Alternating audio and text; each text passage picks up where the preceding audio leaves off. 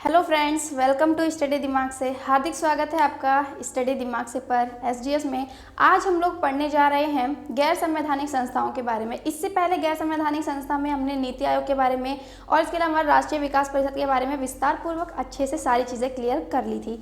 And आज हम उसी को आगे कंटिन्यू करेंगे कि गैर संवैधानिक संस्थाएँ और कौन कौन सी होती हैं, उनसे रिलेटेड आपके एग्जाम में क्या क्या क्वेश्चंस पूछे जाते हैं। तो सभी जल्दी से रेडी हो जाइए एंड स्टार्ट करते हैं आज के हमारे आगे के टॉपिक को। ठीक है, तो गैर संवैधानिक संस्थाओं में और जो संस्थाएं आती हैं उसमें आज हम पढ़ेंगे राष्ट्रीय मानवाधिकार आयोग के बारे में। राष्ट्रीय मानवाधिकार आयोग, यहाँ से आपके क्या क्या क्वेश्चंस पूछे जाते हैं एग्जाम में, उन सब चीज़ों को आज हम क्लियर करेंगे। तो वीडियो पूरा ज़रूर देखना, बीच में नहीं छोड़ेंगे, शुरू से लेकर के लास्ट तक ज़रूर देखेंगे, क्योंकि आपके एग्जाम में कहाँ से क्वेश्चन पूछ ले आप ये कह नहीं सकते हैं। तो वो सारी चीज़ें मैं आपको यहाँ पर क्लियर करा रही हूँ जो भी आपके एग्जाम में क्वेश्चन पूछे जा सकते हैं। तो पूरा वीडियो ज़रूर देखें। राष्ट्रीय मानवाधिकार आयोग, इसे शॉर्ट में कहते हैं NHRC, national human right commission. ठीक है, तो इसी को आज हम क्लियर करेंगे कि इसमें क्या क्या क्वेश्चन बनते हैं और इसके अंदर क्या क्या संरचनाएं हैं, इसकी क्या क्या चीज़ें हैं। ठीक है, तो सबसे पहले यहाँ पर आपको ये चीज़ याद रखना है कि ये एक गैर संवैधानिक संस्था है, गैर संवैधानिक है।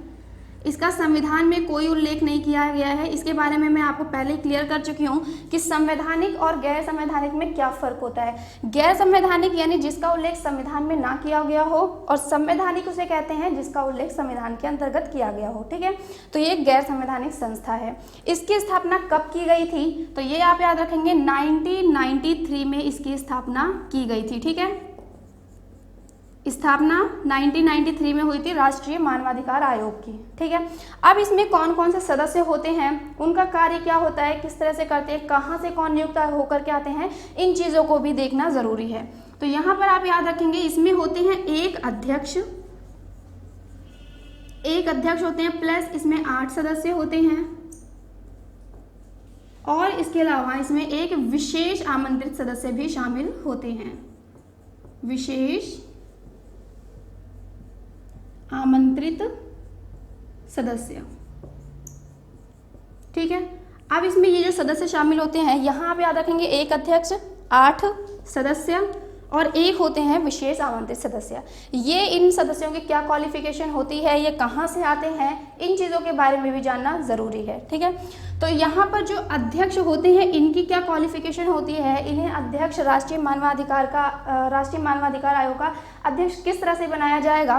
तो यहाँ आपको याद रखना है कि सुप्रीम कोर्ट के जो मुख्य न्यायाधीश होते हैं, चीफ जस्टिस ऑफ इंडिया, ठीक है, मुख्य न्यायाधीश जो होते हैं वो इसके अध्यक्ष बन सकते हैं, जो वर्तमान में है या फिर जो सेवानिवृत्त हो चुके हैं। ठीक है, जो रिटायर्ड हो चुके हैं वही यहाँ पर इसके अध्यक्ष बनाए जाएंगे, सुप्रीम कोर्ट के मुख्य न्यायाधीश। ठीक है, और जो अन्य सदस्य होते हैं इनकी क्या क्वालिफिकेशन होती है, ये कहाँ से आते हैं, इसके बारे में भी आइए जानते हैं।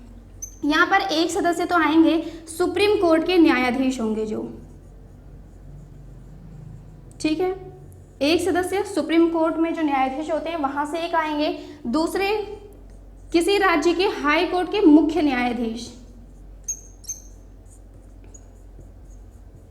ये होंगे मुख्य न्यायाधीश। ठीक है, किसी राज्य के हाई कोर्ट के मुख्य न्यायाधीश। 2 सदस्य ऐसे होंगे जिन्हें मानवाधिकार का विशेष अनुभव हो, इसके बारे में उन्हें ज्ञान हो। तो 2 सदस्य ऐसे होंगे जिन्हें मानवाधिकार का ज्ञान होगा, मानवाधिकार के अनुभवी होंगे। ठीक है, ये सदस्य इसमें शामिल होंगे। तो ये हो गए कितने, 5 सदस्य हो गए। 4 और सदस्यों को आपको यहाँ पर याद रखना है, इन्हें आप याद रखेंगे कि ये ऐसे सदस्य होंगे, कौन सी संस्थाएं हैं जहाँ से शामिल होते हैं। तो एक आप याद रखेंगे राष्ट्रीय महिला आयोग, राष्ट्रीय महिला आयोग, यहाँ से एक सदस्य होंगे। ठीक है, इसके अलावा राष्ट्रीय अल्पसंख्यक आयोग, राष्ट्रीय अल्पसंख्यक आयोग, एक सदस्य यहां से आएंगे। तीसरे राष्ट्रीय अनुसूचित जाति आयोग और राष्ट्रीय अनुसूचित जनजाति आयोग, यहाँ से एक एक सदस्य इसमें शामिल होंगे, ठीक है। एक होंगे राष्ट्रीय अनुसूचित जाति आयोग से और एक राष्ट्रीय अनुसूचित जनजाति आयोग से, ठीक है। तो ये टोटल मिलाकर के यहाँ पर ये 8 सदस्य यहाँ पर शामिल होते हैं। तो आपने जान लिया होगा कि एक अध्यक्ष सुप्रीम कोर्ट के चीफ जस्टिस ऑफ इंडिया होंगे, 8 सदस्य यहाँ से आएंगे और एक इसमें विशेष आमंत्रित सदस्य होते हैं, ठीक है। अब इन सदस्यों की नियुक्ति कौन करते हैं? इस सदस्य में शामिल होने के लिए इन सदस्यों की नियुक्ति किसके द्वारा की जाती है? यहाँ पर भी आपसे क्वेश्चन कभी कभी पूछ लिया जाता है। तो इन सदस्यों की जो नियुक्ति होगी वो नियुक्ति आप याद रखेंगे राष्ट्रपति करते हैं, ठीक है। इनकी नियुक्ति राष्ट्रपति के द्वारा की जाती है। और ये जो राष्ट्रपति इनकी नियुक्ति करते हैं ये कैसे करते हैं? ये होता है एक कॉलेजियम जिसमें 6 सदस्य शामिल होते हैं। उनकी संस्तुति पर राष्ट्रपति इन सदस्यों की नियुक्ति करते हैं। अब वो कौन से 6 सदस्य होते हैं कॉलेजियम सिस्टम में, कौन कौन से सदस्य शामिल होते हैं उनके बारे में भी एक बार जान लेते हैं। तो इसमें एक होते हैं प्रधानमंत्री जो कि इसके प्रमुख होंगे, ठीक है, इसके प्रमुख होते हैं। इसके अलावा होते हैं लोकसभा के स्पीकर और राज्यसभा के उपसभापति, ठीक है। यहाँ आप याद रखेंगे राज्यसभा के सभापति नहीं शामिल होंगे, राज्यसभा के उपसभापति यहाँ पर शामिल होते हैं, ठीक है। इसके अलावा लोकसभा और राज्यसभा के विपक्षी दल के नेता इसमें शामिल होते हैं, विपक्षी दल के नेता, ठीक है। और ये हो गए आपके 5। इसके अलावा शामिल होते हैं इसमें केंद्रीय गृह मंत्री, केंद्रीय गृह मंत्री। तो ये होता है आपका कॉलेजियम सिस्टम। इन्हीं के संस्तुति पर राष्ट्रपति जो है वो इन सदस्यों की नियुक्ति करते हैं, ठीक है। तो ये आपको क्लियर हो गया होगा। अब इनका कार्यकाल कितने वर्ष का होता है? सदस्य बन गए, नियुक्ति हो गई और ये अपने पद पर कितने समय तक बने रहेंगे? तो यहाँ पर आप याद रखेंगे इनका जो कार्यकाल होता है वो होता है 5 वर्ष या फिर 70 वर्ष की उम्र तक, 5 वर्ष या 70 वर्ष उम्र तक। जो इनमें से पहले होगा ये आपको यहाँ पर याद रखना है कि इसमें जो पहले होगा। अब इसका क्या मतलब है जो पहले होगा? ये मैं आपको पहले भी समझा चुकी हूँ, एक बार और बता देती हूँ। 5 वर्ष इस हिसाब से होगा जिस दिन वो नियुक्त किए जाते हैं उस तारीख से लेकर के 5 वर्ष तक वो अपने कार्यकाल पर बने रहेंगे। लेकिन ऐसा निश्चित नहीं होगा। अगर ये उनकी 70 ईयर्स जो है ये उनकी सेवानिवृत्ति यानी रिटायर्ड की एज होती है। अगर वो 5 वर्ष से पहले 70 साल के हो जाते हैं तो उसके अकॉर्डिंग वो अपने एज के अकॉर्डिंग सेवानिवृत्त हो जाएंगे, ठीक है। तो ये डिपेंड करता है कि इनमें से जो पहले होगा उसके अकॉर्डिंग ये सेवानिवृत्त होंगे। तो इनके बारे में इतना ही। जो भी आपके क्वेश्चन पूछे जाते हैं यहीं से पूछे जाते हैं, इससे बाहर से क्वेश्चन नहीं पूछा जाएगा, ठीक है। तो ये हमने जान लिया NHRC के बारे में, नेशनल ह्यूमन राइट्स कमीशन के बारे में। आई होप कि आपको इतना सारा अच्छे से क्लियर हो गया होगा। नेक्स्ट और कौन सा होता है गैर संवैधानिक संस्थाओं में, और कौन सी संस्था आती है? आइए एक और जान लेते हैं CIC के बारे में। CIC से भी आपके कुछ क्वेश्चंस बन जाते हैं। तो गैर संवैधानिक संस्थाएं अगर हम पढ़ रहे हैं तो सबके बारे में जानना जरूरी है कि कौन कौन सी संस्थाएं होती हैं, उसमें कौन कौन से क्वेश्चंस बनते हैं, सारी चीज़ें समझना ज़रूरी है।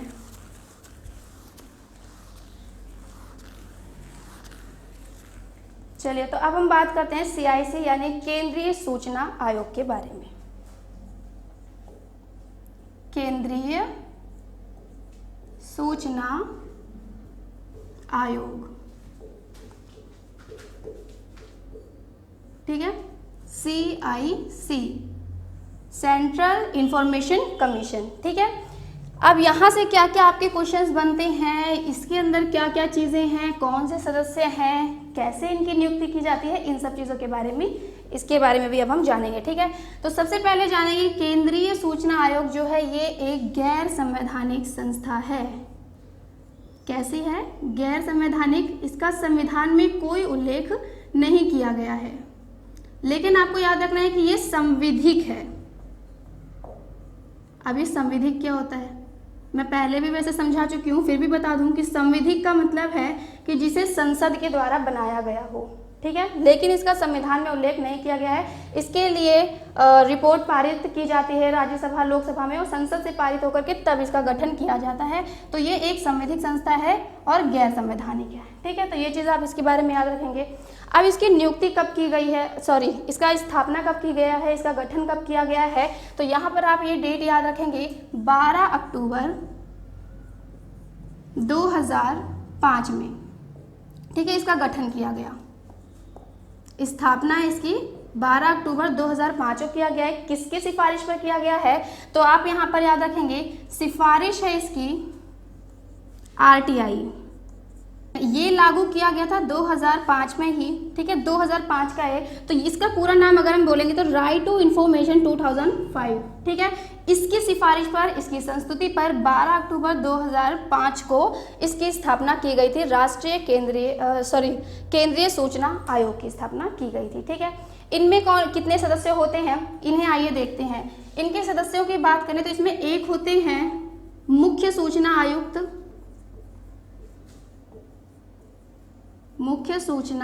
आयुक्त, प्लस इसमें होते हैं 10 सदस्य।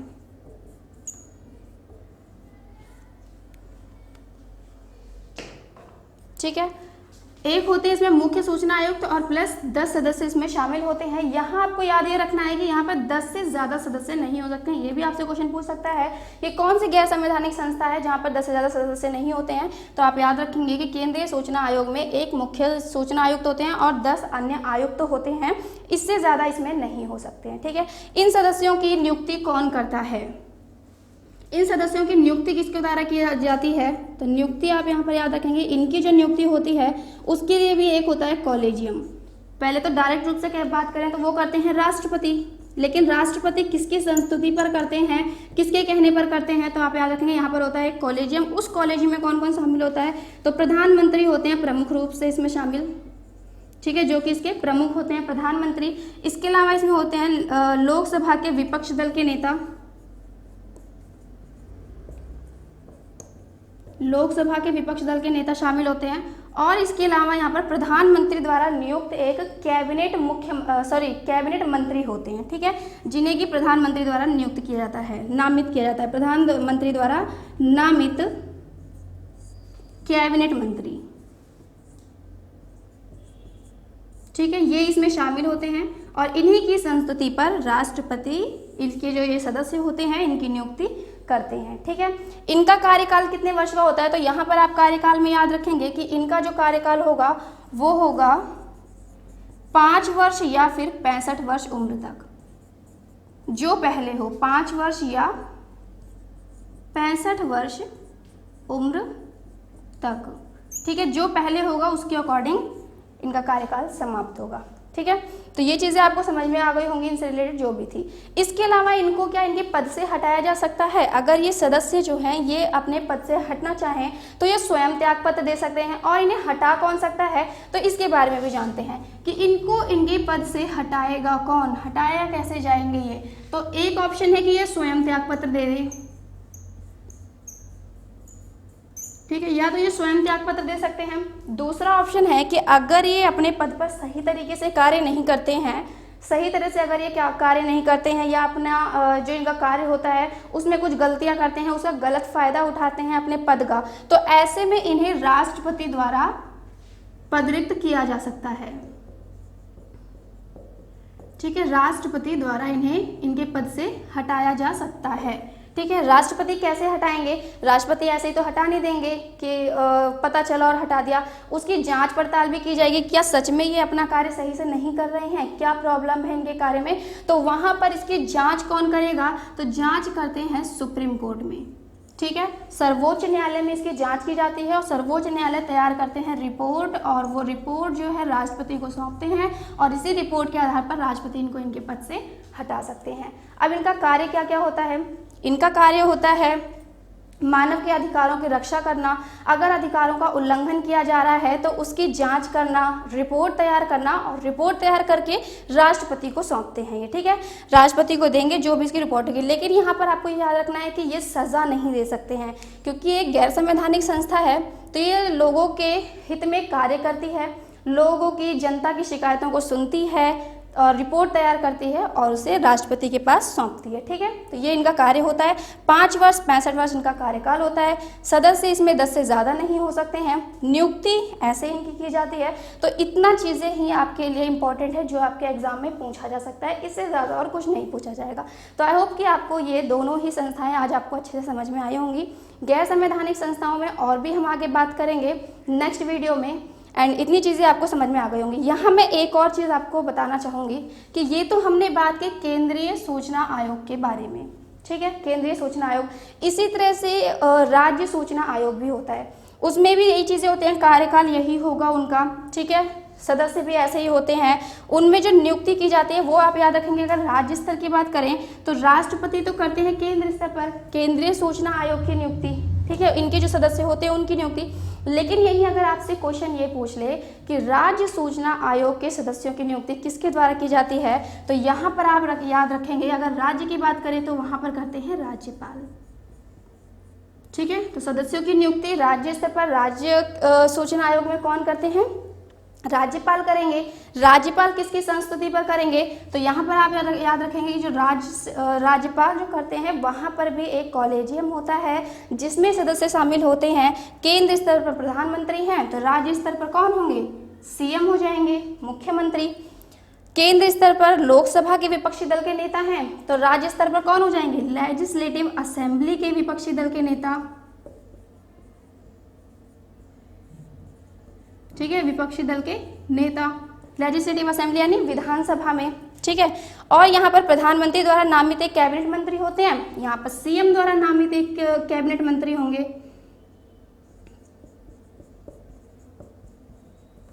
नामित मंत्री, ठीक है। तो बस इतनी चीज़ें अलग होंगी थोड़ी सी राज्य में, कि राज्य में राज्यपाल नियुक्ति करेंगे और इसमें ये कॉलेजियम सिस्टम होगा। बाकी चीज़ें ऐसे ही होती हैं, इनका कार्यकाल जो होगा इसी तरह होगा 5 वर्ष या 65 वर्ष की उम्र तक, और सदस्य इसी तरह होंगे, ठीक है। तो ये चीज़ें आपको अच्छे से समझ में आ गई होंगी। आई होप कि आपको वीडियो अच्छी लगी होगी। अगर कोई चीज़ आपको समझ में नहीं आया तो कमेंट बॉक्स में कमेंट करके ज़रूर पूछें, आपको आपका डाउट क्लियर करने के लिए ज़रूर यहाँ पर रिप्लाई दिया जाएगा। आज के लिए इतना ही, मिलते हैं अगली वीडियो में। चैनल को सब्सक्राइब कर लीजिए, बेल आइकन को क्लिक कर लीजिए, जिससे कि इसी तरह से आगे भी जो भी वीडियो आए तो आपको उसका नोटिफिकेशन टाइम टू टाइम मिल जाए, जिससे कि आप नेक्स्ट वीडियो को स्किप ना करें, ठीक है। अपने दोस्तों के साथ लिंक को शेयर कीजिए, एंड अगर वीडियो पसंद आया तो लाइक ज़रूर करें। मिलते हैं नेक्स्ट क्लास में, देखते रहिए, करते रहिए, पढ़ते रहिए, स्टडी दिमाग।